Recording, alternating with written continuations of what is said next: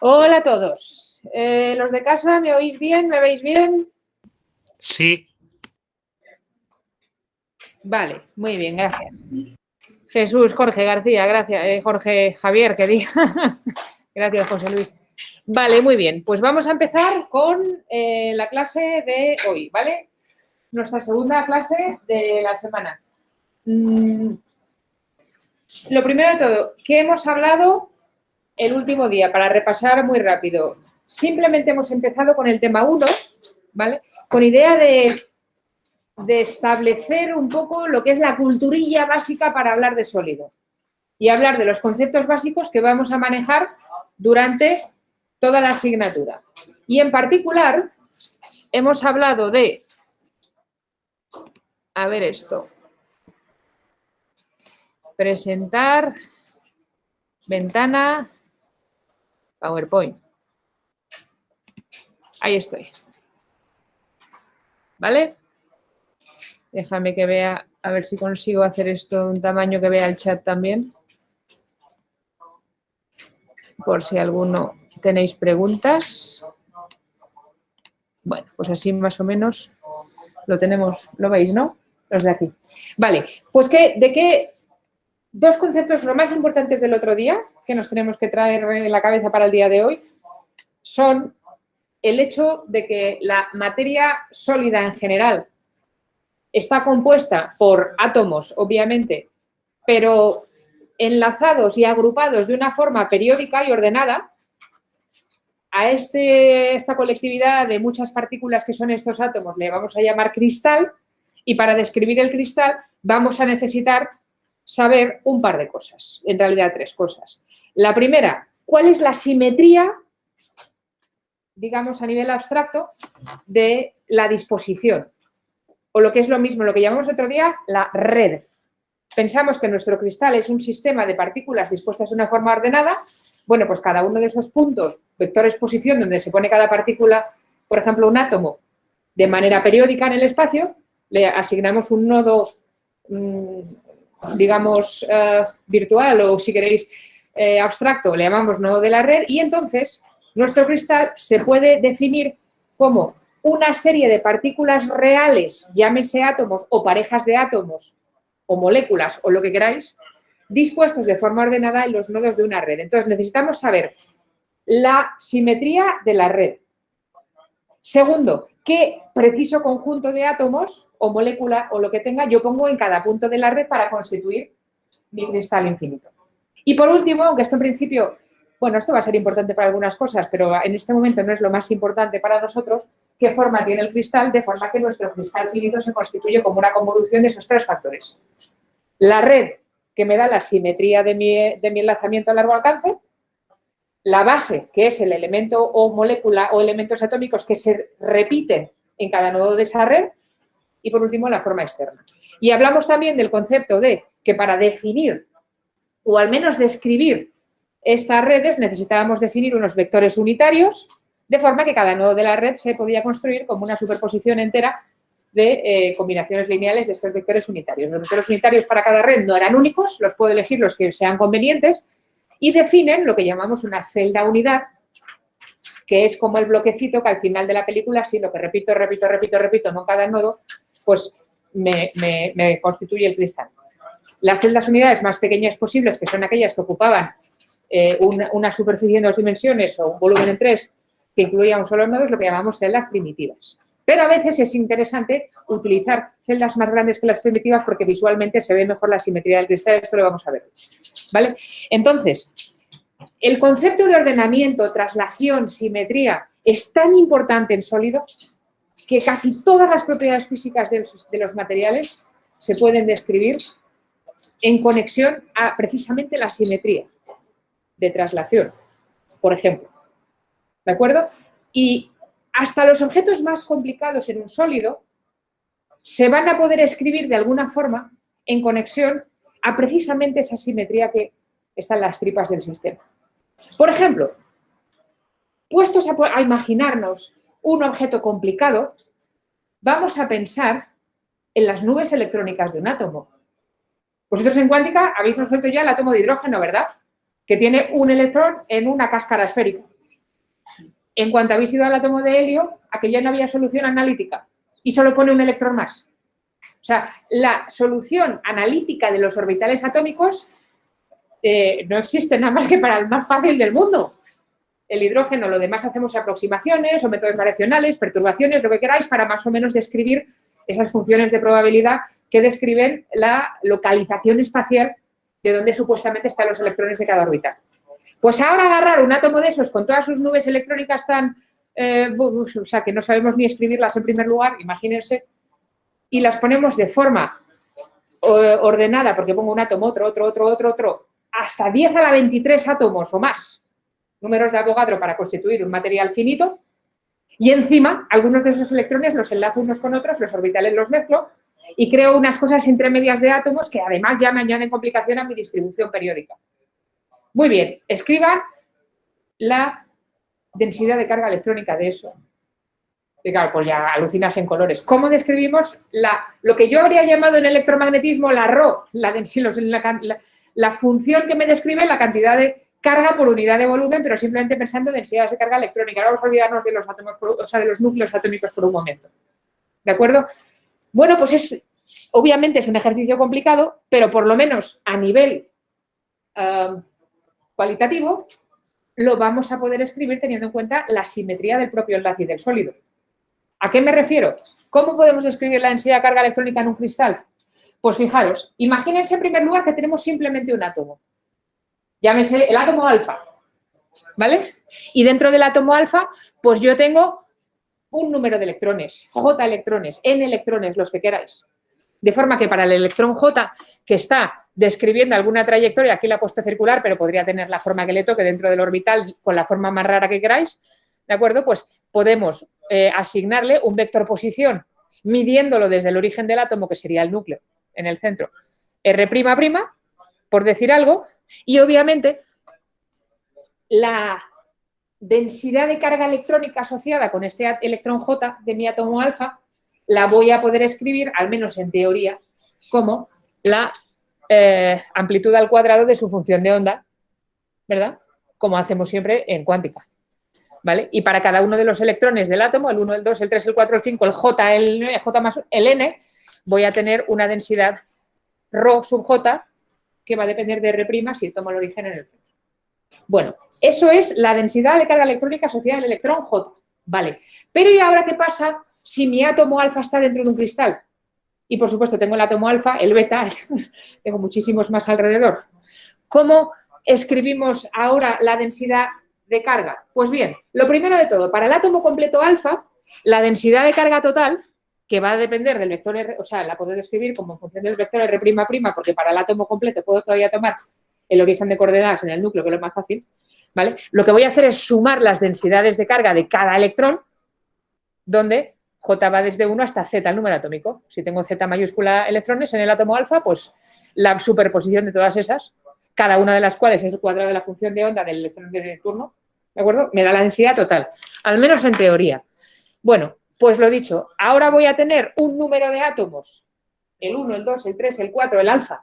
A lo mejor solo tengo uno, a lo mejor solo tengo dos, a lo mejor tengo muchos. Si mi base va a ser una proteína compleja, puedo tener un montón, ¿de acuerdo? Pero al final de la película, para la base, o lo que es lo mismo, para la celda unidad que yo voy a repetir, puedo escribir la densidad electrónica de la celda. La densidad electrónica de la celda, por ejemplo, imagínense que tenemos una red con una simetría, la que sea, ¿vale? Por aquí como tipo romboide de nuevo, pero vamos, la pintaba esa como podría ser cualquier otra. Y tenemos un átomo alfa en alguna posición dentro de la celda. Solo voy a pintar el átomo alfa, podríamos tener más, pero dentro de la celda, ¿vale? Uno de los de la base. Bueno, lo primero de todo, para describir la densidad atómica del cristal, es elegir un origen de coordenadas que por simetría de traslación puede ser el que queráis. Eso sí, ahora para ir a la celda donde está mi átomo de interés, pues voy a tener que aplicar una traslación o un vector n, que va a ser n1 por a sub 1 más n2 por a sub 2, donde n1 será el número de veces que necesito n1, o sea, a sub 1, a sub 2, en fin, tal como definamos los vectores, escribo este. Y luego, dentro de la celda voy a llamar R alfa al vector posición relativo al origen de la celda unidad, o sea, a mi nodo de interés, de donde está alfa, ¿vale? Además, dentro del átomo alfa, para referirme al electrón J, recordar que tengo este R'', que era el mismo que teníamos antes, para ir hasta el electrón que me interesa. Por supuesto, yo podría definir un vector R', solo con una prima, ¿vale?, que fuera el que me diera la posición del electrón J respecto al origen de la celda. O sea, yo podría poner el origen aquí y decir, vale, R' obviamente es la suma de R alfa y R''. Como queráis. Al final de la película yo puedo escribir la densidad electrónica de mi celda, también referida a un vector R absoluto que vaya desde mi origen de coordenadas, el que a mí me dé la gana, que sea la suma de este, de este, de este. De una o de otra, para el cristal infinito, yo voy a poder escribir la densidad electrónica total como la suma para todas las celdas del cristal, o sea, extendida al índice n, que es el vector que va a todas las posibles celdas del cristal, una, otra, vamos barriendo los números enteros, ¿vale?, de la densidad de cada celda, medida como función de R', porque R' es el origen dentro de mi celda, y R', obviamente, la densidad electrónica de la celda es la suma de cada una de las densidades ρ alfa de cada uno de los átomos, donde alfa va desde 1 hasta todos los átomos que hayan en la celda. Y fijaros que al final de la película, esto, mirando estos vectores no es difícil ver, que se puede escribir la densidad absoluta del cristal, que es la suma de todas, ¿vale?, como la densidad de una celda, pero obviamente poniendo aquí el vector R-n, ¿vale?, que va a ser este, sumando para todas las celdas. Y esto es lo mismo que lo que llamábamos ayer función C del cristal infinito, porque al final la densidad electrónica va a reflejar el tamaño del cristal, porque tengo que barrer todas las celdas del cristal, la simetría de la red del cristal, porque esta es la que va a definir los vectores R posibles, los electrones se van a mover alrededor de sus átomos y sus átomos están en las posiciones de la red, ¿de acuerdo? Y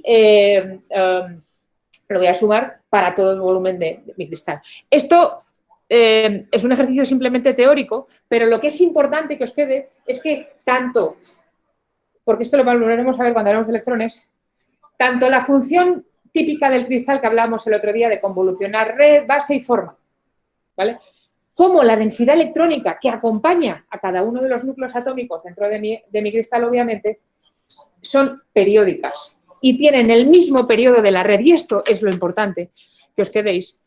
Y es que si yo mido la densidad electrónica en un punto R, por ejemplo este, y a ese R le aplico un vector traslación, N, donde N es un vector que es una combinación lineal entera de los vectores que generan la red, obtengo la misma densidad de probabilidad en ese punto. O sea, las densidades electrónicas en cristales tienen la misma simetría y la misma periodicidad que tenga la red subyacente.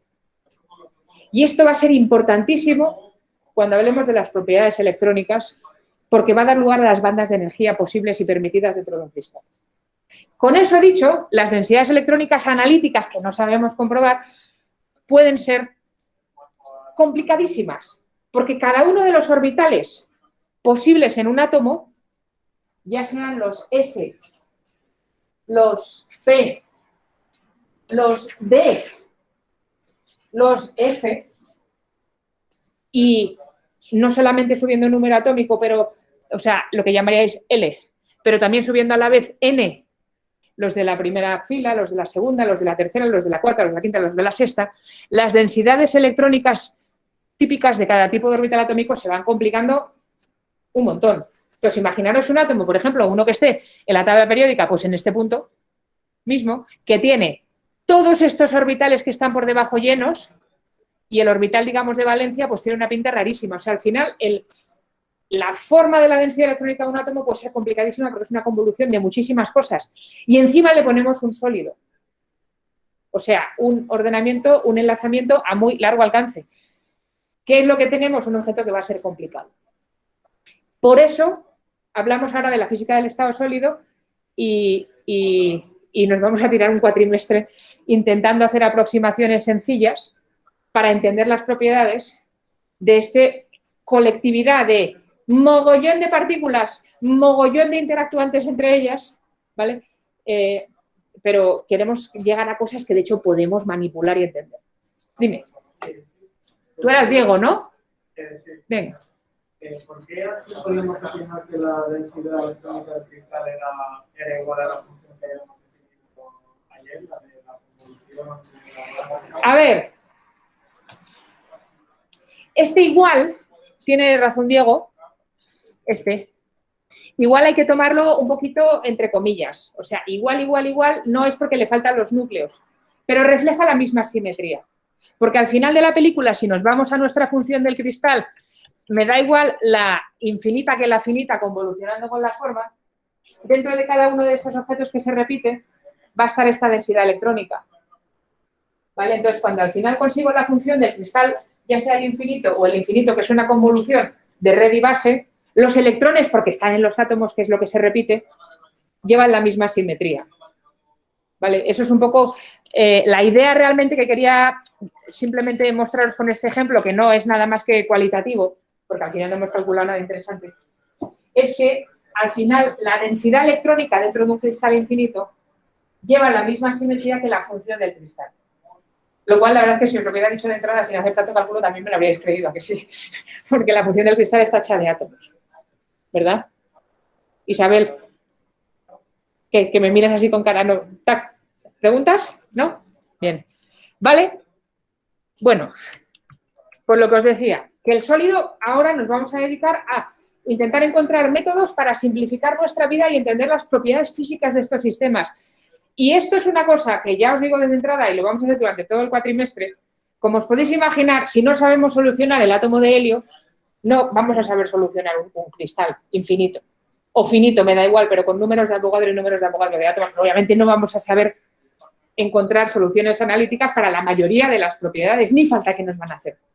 Vamos a explorar siempre aproximaciones y modelos que intenten capturar la física relevante del sistema y que expliquen en gran medida las propiedades macroscópicas. Por ejemplo, para explicar las propiedades de conducción eléctrica, como decíamos el otro día, necesitaremos saber hablar de las propiedades del gas de electrones, que al final es lo que se mueve en un material cuando le aplicas un campo eléctrico. Bueno, pues primero utilizaremos para los metales la aproximación de gas de electrones libres, están todos libres y se mueven como si fueran un gas ideal. Y luego, no, perdona, es un gas ideal, pero tiene debajo, imaginemos que ven el débil potencial periódico de los núcleos, pero que no es muy fuerte. Le meteremos un débil potencial periódico, ya no serán tan libres, pero le llamaremos casi libres.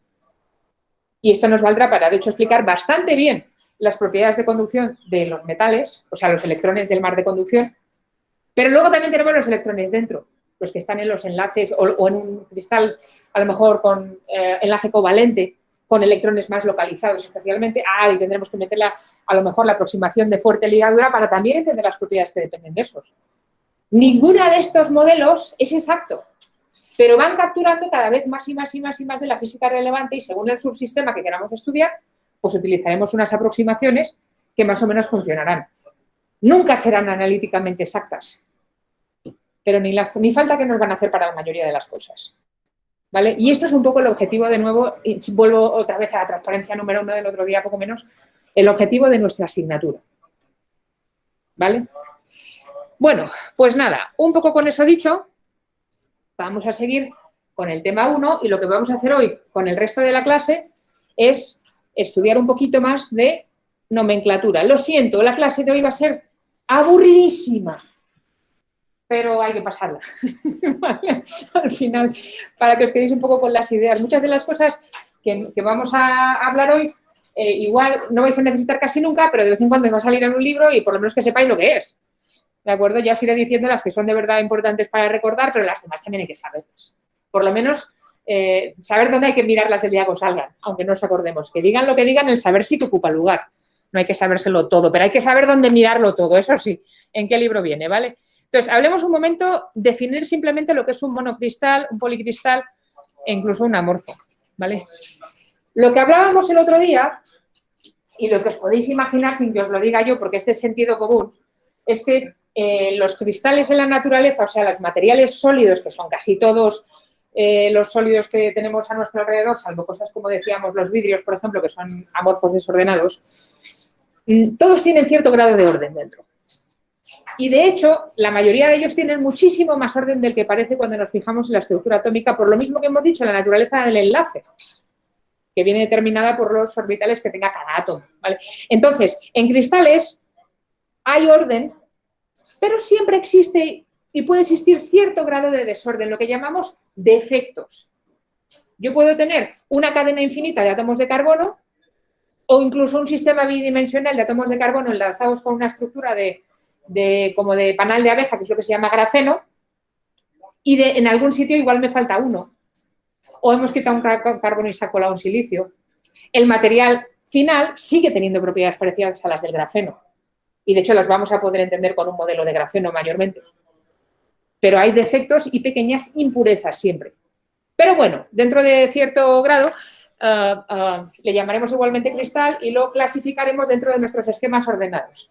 Ahora, ya os anticipo que pequeñísimas cantidades de impurezas, ¿vale?, igual me pueden determinar las propiedades físicas del sistema, pero llevándolas desde un extremo al otro. Por ejemplo, el hierro es un material relativamente blando. De hecho, es fácil de arañarlo y de deformarlo y demás. Si le ponemos un 0,08%, o sea, cambiamos 8 de cada 10.000 átomos de hierro por carbonos, generamos acero. El acero es durísimo y, de hecho, afortunadamente, gracias a eso tenemos aquí encima un edificio y no estamos colapsados por todo lo que tenemos encima.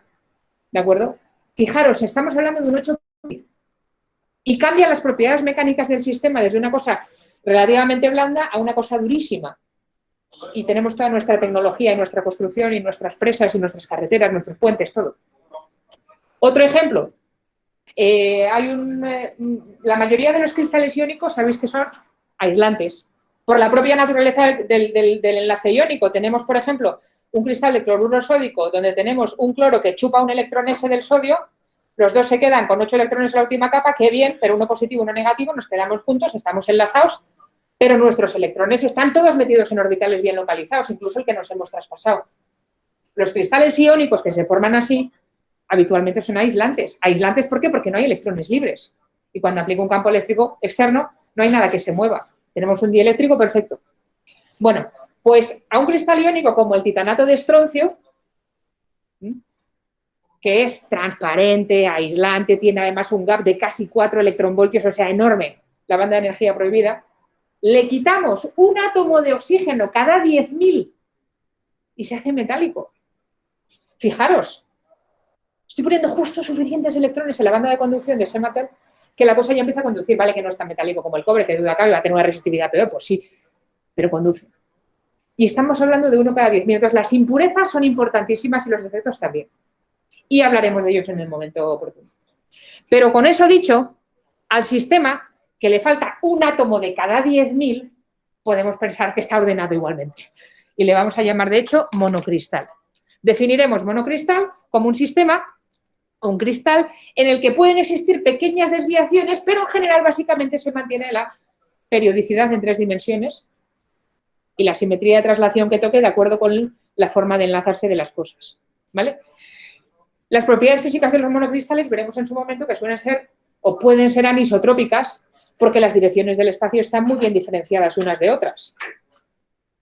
No es lo mismo moverme en una dirección por aquí donde tengo un primer vecino muy cerca que a lo mejor por allá por la diagonal de un cubo que tengo el siguiente vecino más lejos. Eso todo cambia, las propiedades.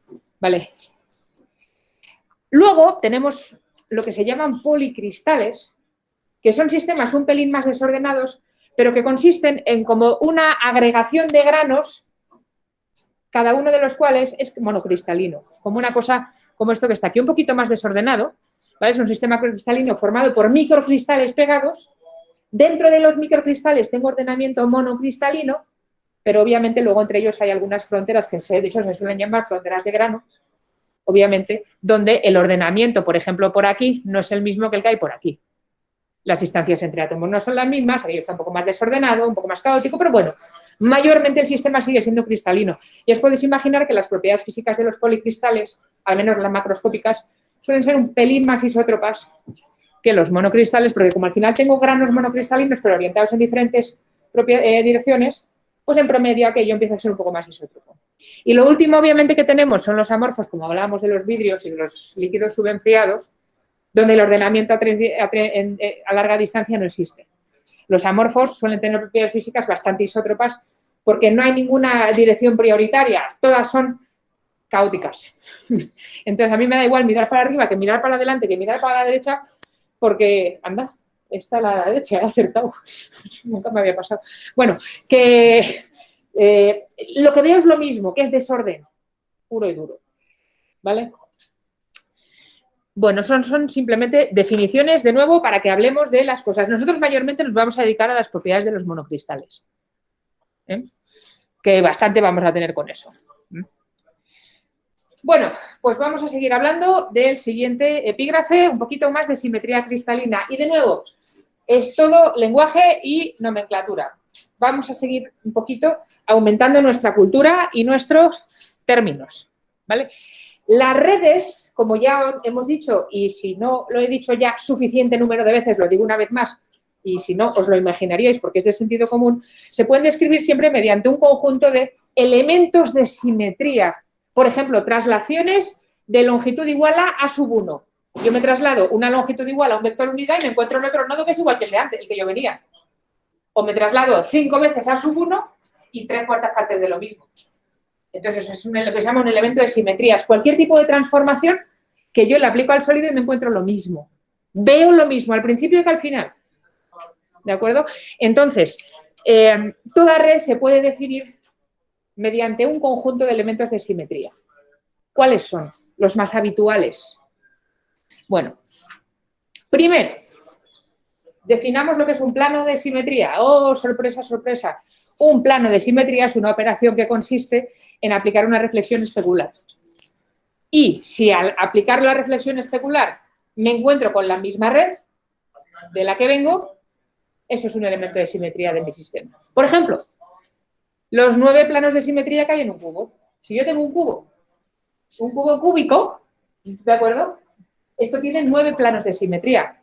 Si yo lo corto por la mitad, arriba y abajo tengo lo mismo. Me pongo a mirar para abajo, lo mismo, también tengo el vertical. La figura es simétrica respecto del plano intermedio vertical y del vertical así. Esos son planos de simetría. Pero hay más. Si yo a un cubo lo parto por el plano vertical que va de arista a arista de vértice a vértice por la diagonal, una parte, lo que me queda soy igual. Y lo mismo por la otra diagonal y lo mismo por la diagonal que va de adelante a atrás y de arriba a abajo.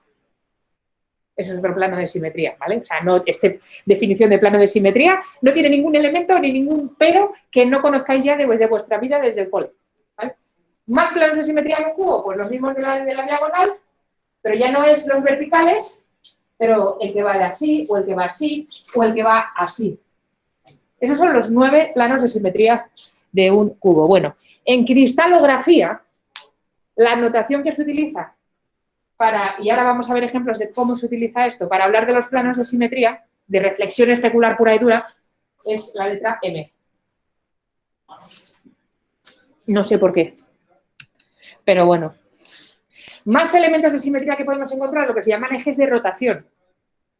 Cuando yo tengo una figura geométrica y la giro alrededor de un eje y obtengo lo mismo, a eso le llamo eje de rotación. ¿Vale? Por ejemplo, esta figura consistente en 6 corazones dispuestos a distancias equivalentes desde un centro a ángulos iguales. Cada uno de ellos, en este caso, 60 grados para rellenar el círculo completo. 6 ángulos, 60 grados. O sea, imaginad que solamente tenemos esos 6 corazones. Eso es una figura que tiene una simetría, obviamente. Por supuesto, tiene una simetría, si yo la doblo, o sea, tendría un plano de simetría, pero no estoy hablando de eso. Pero si yo giro 60 grados mi figura, obtengo lo mismo de lo que venía, ¿verdad? Una vez, 2 veces, 3 veces, 4, 5 veces. Esto sería lo que llamamos un eje de rotación de orden 6. Y el eje de rotación es este. y que va perpendicular a la figura, obviamente, que es alrededor del cuargiro. Hay elementos que tienen simetría de rotación de orden 2. Por ejemplo, un rectángulo, como este adaptador, que además es mío, y espero que no se me olvide. O mira, más grande, el mando del proyector. Si yo tengo este elemento y lo giro 180 grados, no es igual, este no tiene por qué. Imaginaros que no tuviera botones, o que, bueno, vamos a volver a esto así. Sin cable, ¿vale? El rectangulito lo giro 180 grados, tengo lo mismo que lo que traía.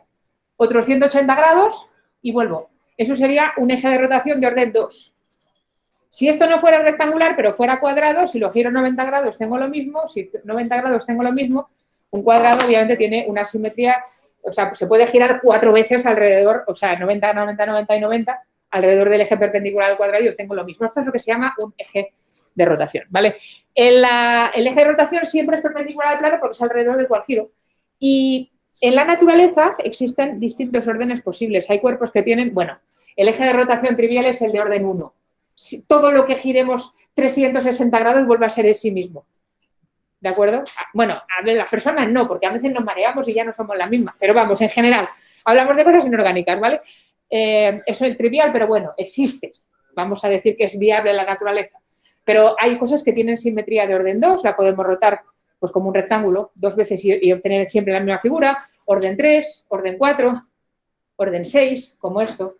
Hay uno muy interesante, el eje de rotación de orden 5, en la naturaleza de nuestro planeta y de nuestro universo no existe.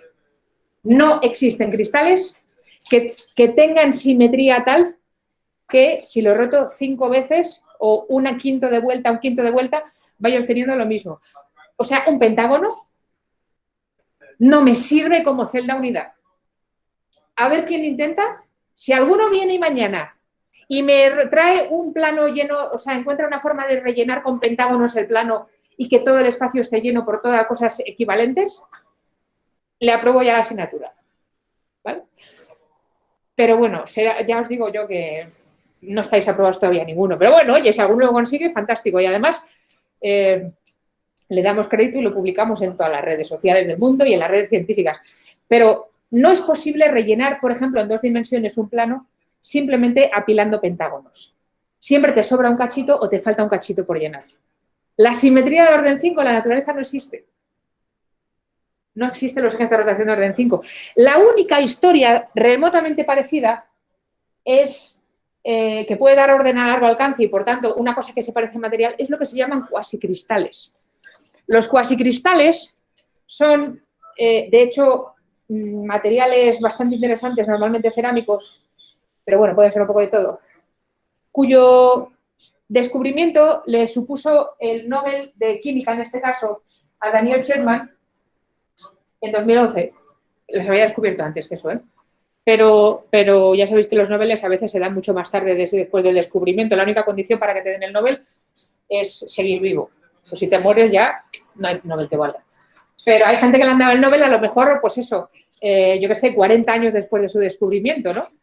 Por ejemplo, a Ruska, que es el que montó el primer microscopio electrónico en los años 30, le dieron el Nobel en 1986, junto con Binin y ¿cómo se llamaba? Binin y Rohrer, los del STM, que hicieron el microscopio de efecto túnel.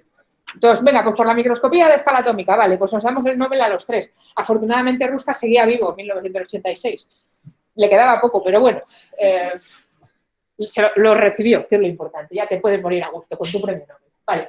Pues a lo que voy es que los cuasicristales son sistemas, esto es una animación, o sea, esto es un dibujito, pero imaginaros que cada una de estas bolas es un átomo de verdad, estos materiales existen. ¿De acuerdo? No tienen una celda unidad como tal, pero tienen figuras con cierta simetría de orden 5, como aquí tenemos una cosa que parece un pentágono, ¿vale? Pero para rellenar, o sea, solo con este tipo de figuras no me sirve, tiene que meter en medio cosas con otras simetrías. Entonces, ¿tienen orden? Sí, tienen propiedades interesantes, sí, pero no son puramente un cristal tal como lo definimos en plan una cosa repetible y demás. Pero bueno, a lo que voy es que los ejes de orden 5 no existen en realidad, ¿vale? Más cosas interesantes. Centro de simetría. Una celda unidad es simétrica cuando si le aplico respecto del centro, por ejemplo, de la celda, una transformación y voy de un punto x y z a un punto menos x menos y menos z, me encuentro lo mismo. Si tengo una base compleja, pues me encuentro un átomo igual. O sea, es centro de simetría, una operación consistente en reproducir la celda simplemente por una inversión de signo respecto del origen. Otro eje interesante ya es lo que se llama un centro de inversión. Los ejes de inversión suelen consistir en aplicar una rotación a la vez que una inversión respecto del origen.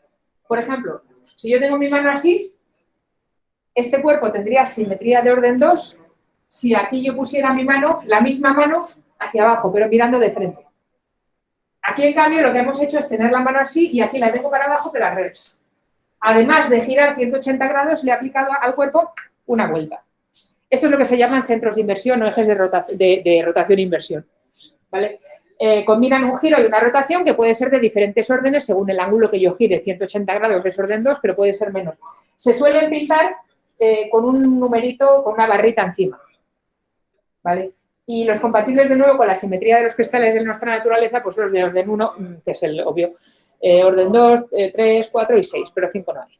¿Vale?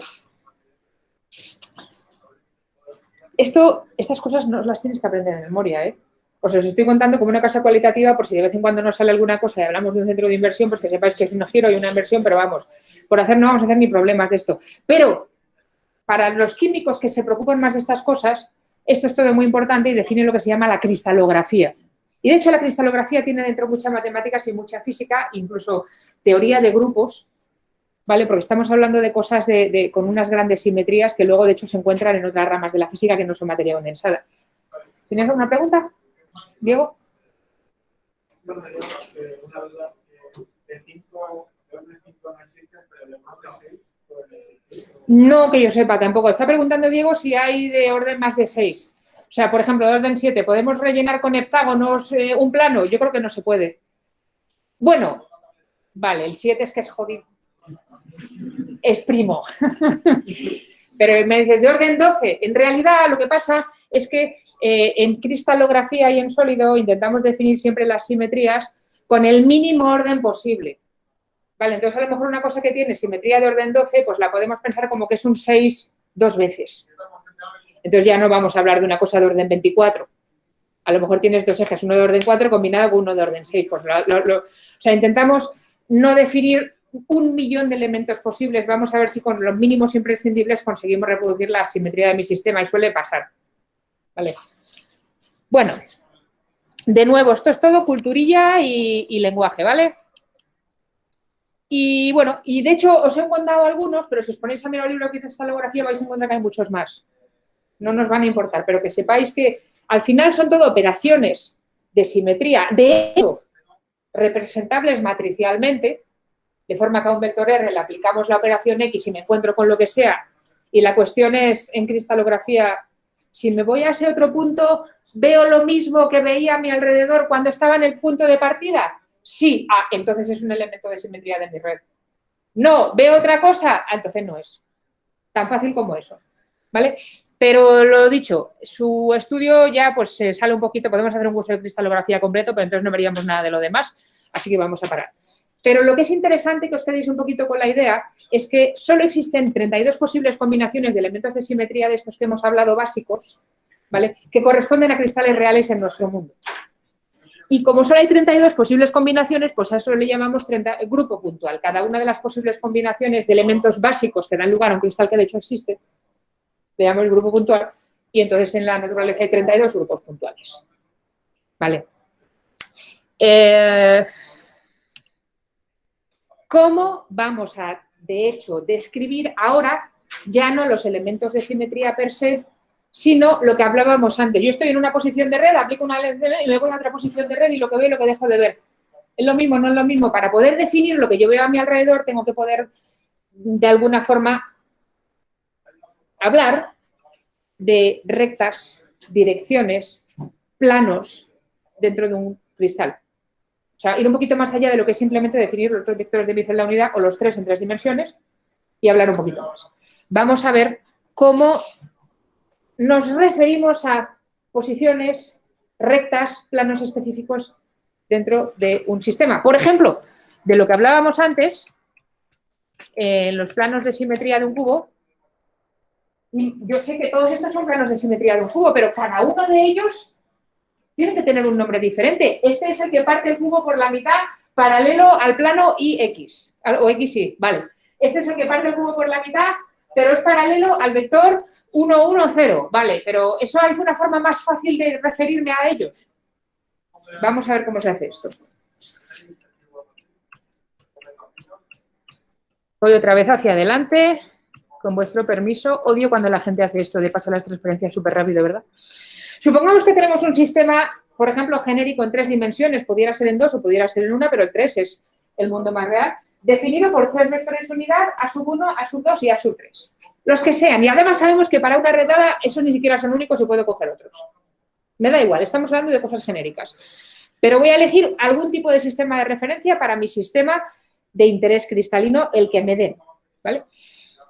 Bueno, pues qué duda cabe que una vez yo elija 3 vectores unidad, A1, A2 y A3, me van a definir un sistema de referencia en el espacio, lo puedo poner en un origen que sea cualquier nodo de la red y me da igual cuál porque son todos equivalentes. Y a partir de ahí yo puedo empezar a hablar ahora de traslaciones, de rotaciones, porque ya puedo definir vectores, puntos de iniciales, puntos finales, ¿de acuerdo? En el espacio. Entonces, lo primero de todo, ¿cómo se describe la posición de un punto dentro de una red ordenada? Pues bueno, obviamente las posiciones de los puntos de la red son simplemente combinaciones lineales con números enteros n1, n2 y n3 de A1, A2 y A3, como ya sabemos. Y ese tipo de traslaciones enteras me llevan de un nodo a otro nodo.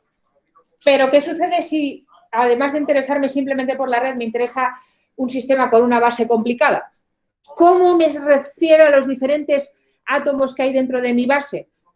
Tengo que aplicar algo más que una traslación de números enteros a mis vectores unidad. Me refiero a lo siguiente. Imaginemos que tenemos una red en 2 dimensiones, por ejemplo esta, que tiene una base compuesta por 2 átomos. Por ejemplo, este es el objeto que se repite en este nodo, en este nodo, en este nodo, en este nodo, en este nodo, y lo puedo definir así. ¿Cómo me refiero a la posición de los 2 átomos? Pues lo más fácil es, a uno de ellos le asigno el origen y digo, este está en el 0, 0, 0. ¡Ay, qué fantástico! Me encantan las cosas con ceros, ¿verdad?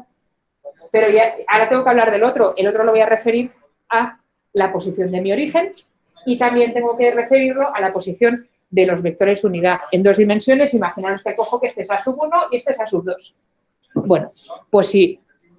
O al revés, este es A1 y este es A2. Y resulta que mi átomo rojo lo pinta con gran amor y cariño para que esté en el centro de la celda, pues yo voy a poder describir la posición del átomo colorado dentro de la celda unidad con sus posiciones fraccionarias referidas a A1, A2. Entonces, si yo cojo que mis unidades de medida son A1 y A2 y este señor está en 0 veces A1 más 0 veces A2, ¿este dónde está? En 1 medio de A1 más 1 medio de A2. Por tanto, la posición relativa del átomo colorado sería 1 medio, 1 medio. Y yo digo, ya está mi base.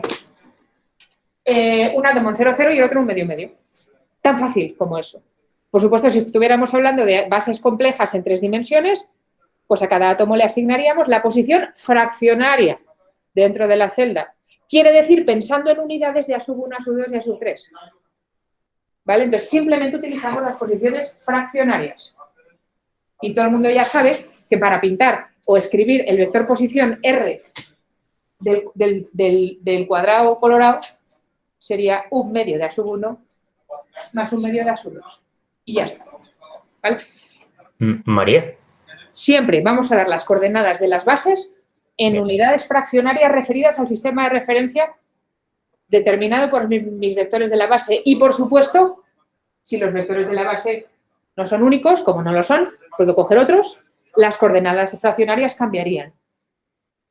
Lo que pasa es que lo que vamos a ver en la segunda parte de la clase, que son los diferentes tipos de redes posibles, vamos a intentar siempre escoger vectores unitarios visualmente intuitivos para poder, de hecho, visualizar cosas así relativamente fácil, ¿no? Porque si no, pues tu vida se complica y da igual, porque se va a complicar igual, pero tú no te la compliques extra de entrada, ¿vale? Bueno, una cosa más, antes de parar. Direcciones cristalográficas. ¿Cómo determinamos direcciones cristalográficas? Bueno, en cristalografía hablamos de direcciones cristalográficas como cualquier dirección dentro de una red que pase por al menos 2 puntos, 2 nodos. Y obviamente si pasa por 2 va a pasar por infinito si el cristal es infinito, porque eso alárgalo y va a encontrar más puntos, ¿verdad?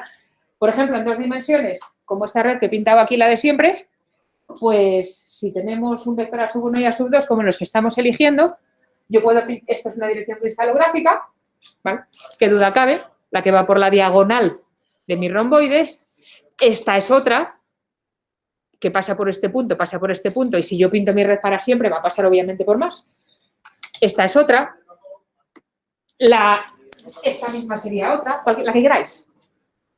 ¿Cómo llamamos a esas direcciones cristalográficas? Bueno, pues lo más fácil es, obviamente, ir desde uno de los 2 puntos al siguiente que me encuentro. Por ejemplo, de aquí a aquí para la recta azul, o de aquí a aquí para la verde, o de aquí a aquí para la amarilla. Escribir el vector n que me da esta traslación, que obviamente va a ser un número entero de superposiciones de a sub 1 con superposiciones de a sub 2, y me quedo con los n1 y n2. Estos, los vectores. De hecho, ¿qué quiere decir esto? Pues que si para ir de aquí a aquí tengo que coger una vez a sub 1 más una vez a sub 2 para dar este vector, esta va a ser la dirección 1, 1. Para ir de aquí a aquí tengo que aplicar una vez a sub 1 más 3 veces a sub 2, va a ser la 1, 3. Para ir de aquí a aquí tengo que aplicar 0 veces a sub 1 más una vez a sub 2, va a ser la 0, 1. Fácil, ¿verdad? Bueno, pues al final de la película, en 3 dimensiones en general, para cualquier dirección que me lleve desde un punto origen hasta el nodo que me interese, que es una h veces a sub 1 más k veces a sub 2 más l veces a sub 3, pues esa va a ser la dirección HKL, con HKL enteros. ¿Vale? Fácil. Eso se llama direcciones cristalográficas. Y esto sí es importante que os acordéis, porque yo siempre me olvido y nunca me acuerdo, las direcciones cristalográficas en 3 dimensiones se dan con 3 números, en 2 dimensiones se dan con 2, como queráis, se escriben entre corchetes cuadrados. Cuando veáis entre 3 corchetes, un 1, 1, 1, es la dirección cristalográfica 1, 1, 1. En un cubo sería la que va desde el origen del cubo hasta la diagonal del vértice. O sea, el vértice exactamente opuesto al origen. Por cierto, en este ejemplo que decíamos que nuestras 3 direcciones son la 1, 1, la 1, 3 y la 0, 1, pues podemos además ir un poquito más allá y decir, ojo, que precisamente por la simetría de la red, en cristalografía existen direcciones equivalentes. Por ejemplo, en una red cuadrada, imaginaros una red que sea cuadrada, no como esta que es romboide, pero una red que estuviera hecha de cuadraditos, esta diagonal y esta son equivalentes en el sentido de que si yo me cambio de este señor a este señor o de este señor a este señor, yo veo lo mismo. O sea, en un cubo no podemos discernir entre las 2 diagonales.